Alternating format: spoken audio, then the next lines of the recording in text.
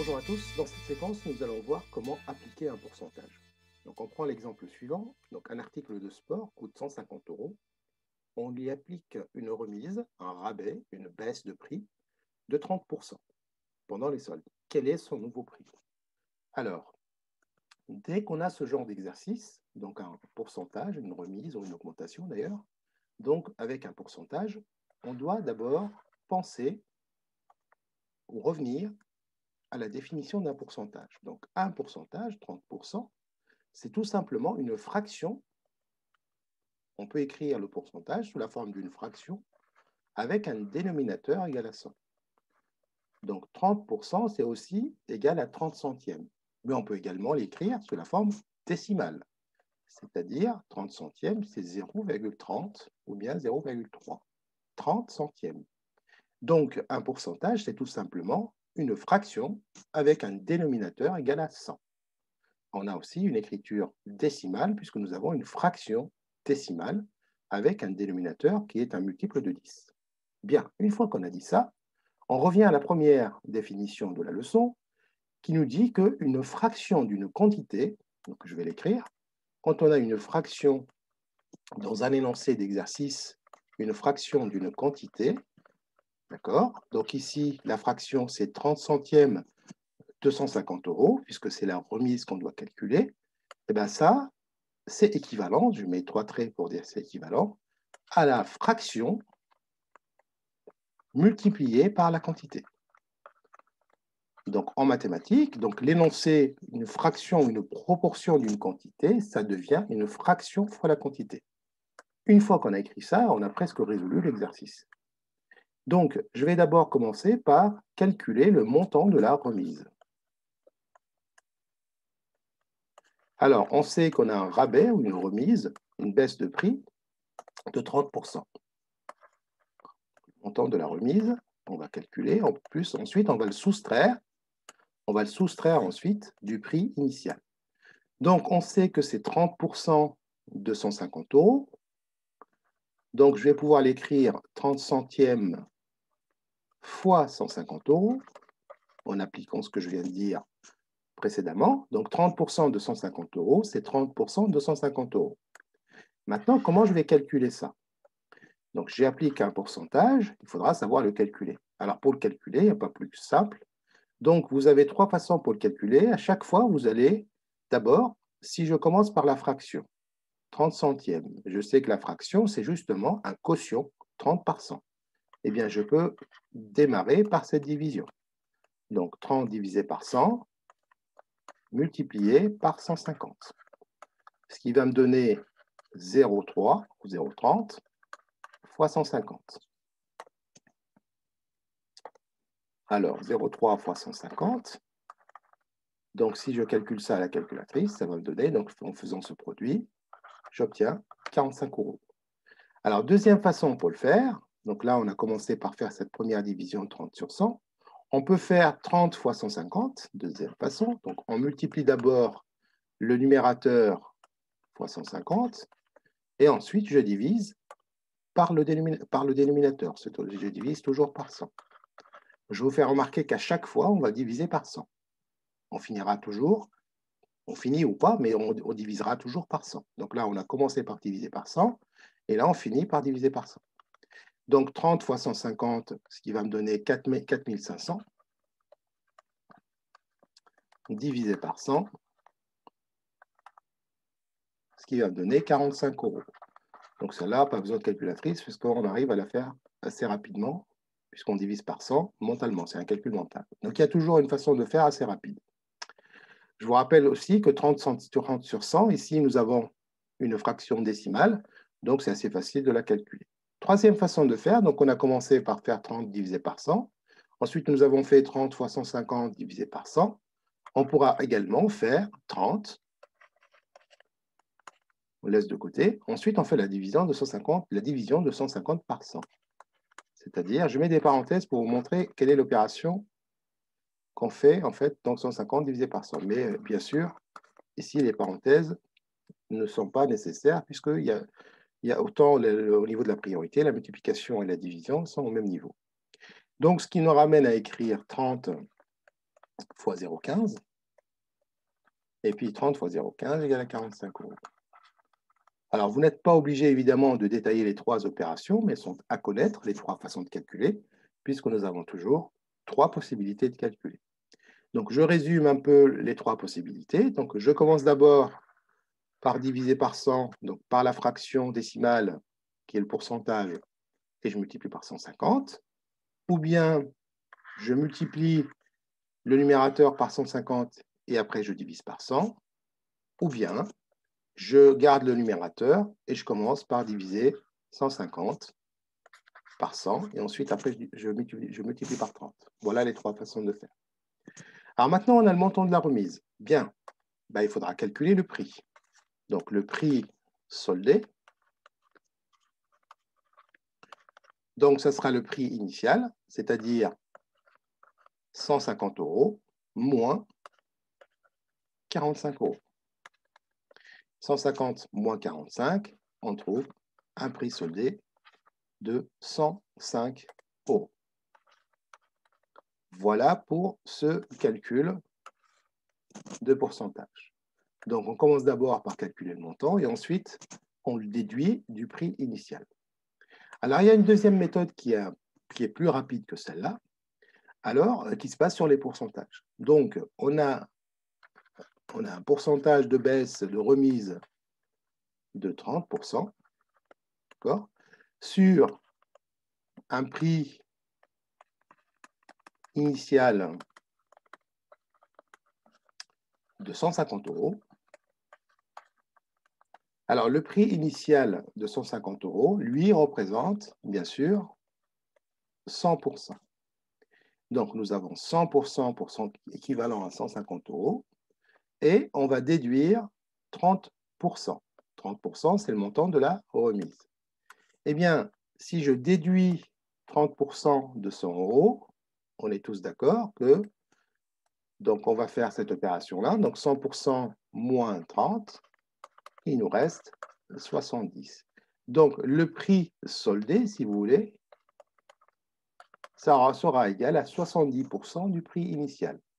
Et donc, du coup, au lieu de passer par la remise, on peut directement calculer le prix soldé. Alors, le prix soldé, avec la deuxième méthode, là, c'est la deuxième méthode qui est plus rapide. Donc, je voudrais appliquer un pourcentage de 70% sur le montant total. Eh bien, c'est la même histoire. 70% de 150 €, ça se traduit par 70 centièmes de 250 €, c'est-à-dire 70 centièmes fois 150 €.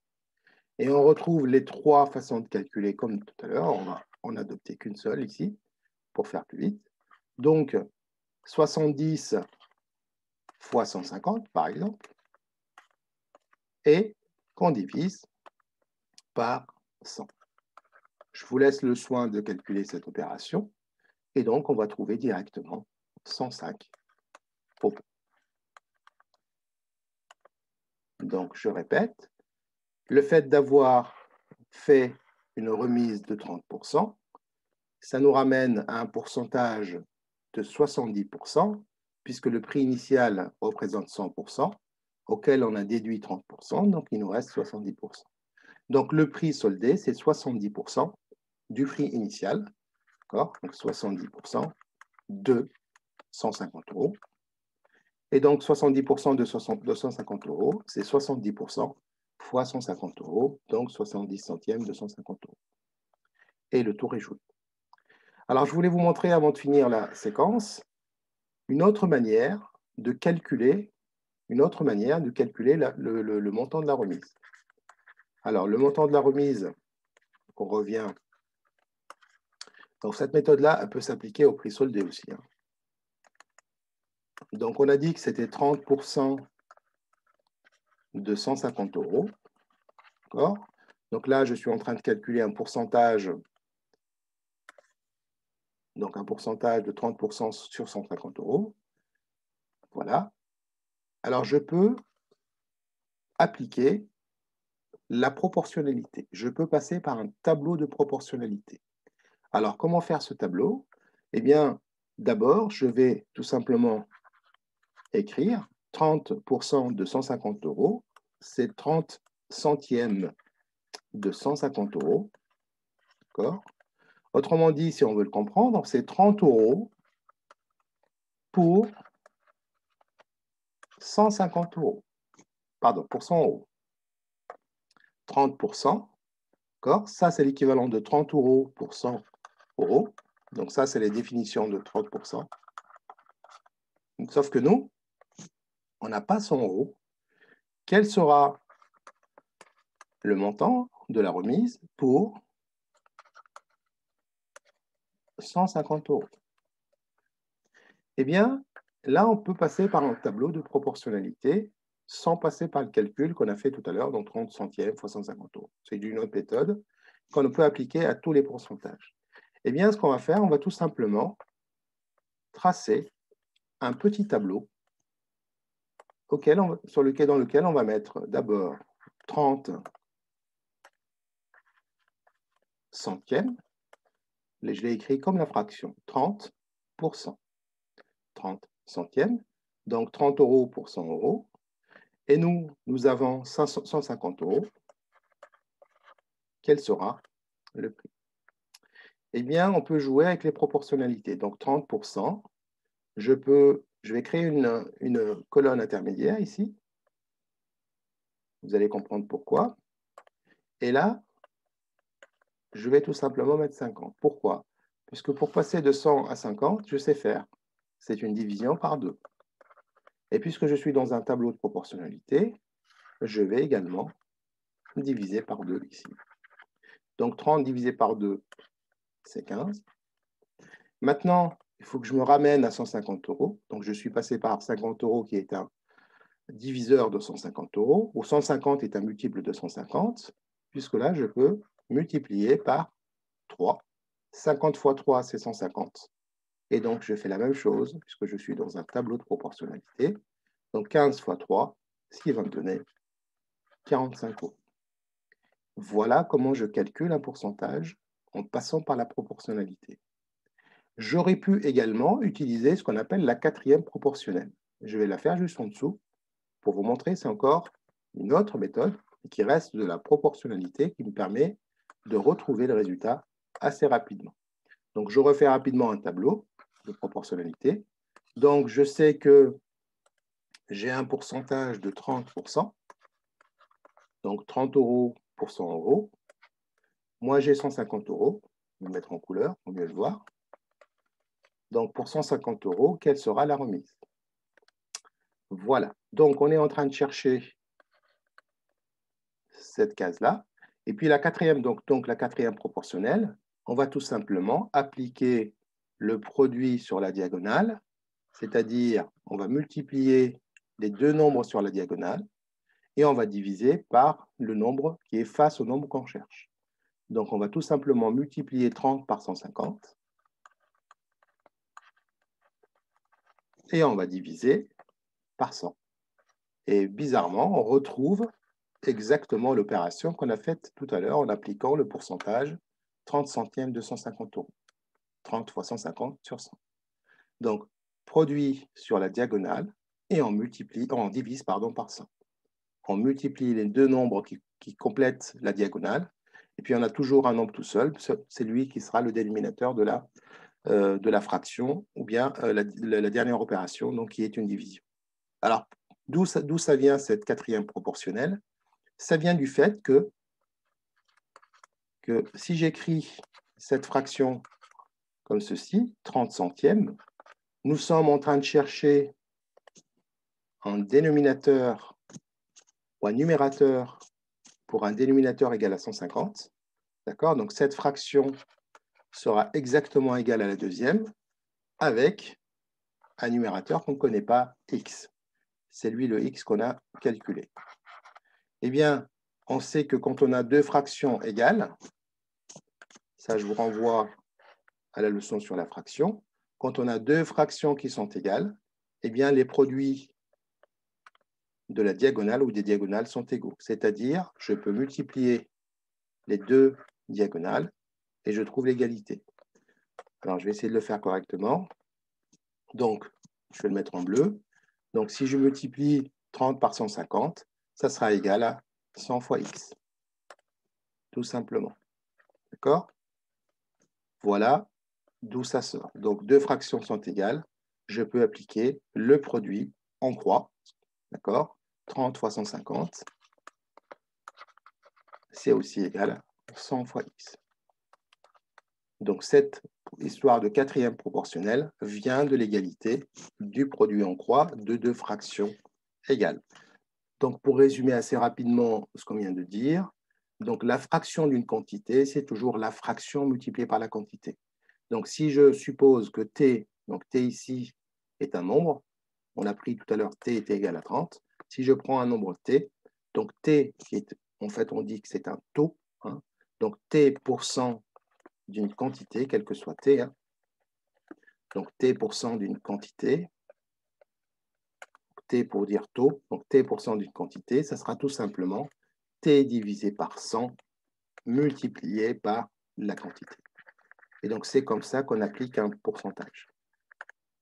Donc, t %, ça peut être le pourcentage d'une remise, ça peut être un pourcentage d'une augmentation, ça peut être tout simplement le prix, puisqu'on a vu avec la deuxième méthode qu'on pouvait tout simplement enlever les 30% de 100% et calculer directement le prix soldé qui était égal à 70%. Donc, on aurait appliqué ici t égale à 70. Donc, quel que soit le t que vous allez prendre, quand vous appliquez un pourcentage, t %, eh bien, vous allez multiplier tout simplement la fraction décimale équivalente à ce pourcentage par la quantité. Et après, vous avez aussi la méthode du tableau de proportionnalité pour calculer votre quantité, c'est-à-dire pour appliquer votre pourcentage. Voilà, notre séquence arrive à sa fin. Merci pour votre attention et à très bientôt. Au revoir.